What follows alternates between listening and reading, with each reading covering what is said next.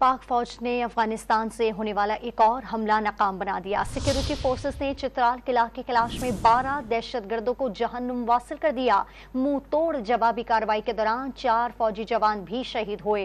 पाक फौज ने अफगान हुकाम से अपनी सरजमीन में छुपे दहशतगर्दों को लगाम देने का मुतालबा कर दिया।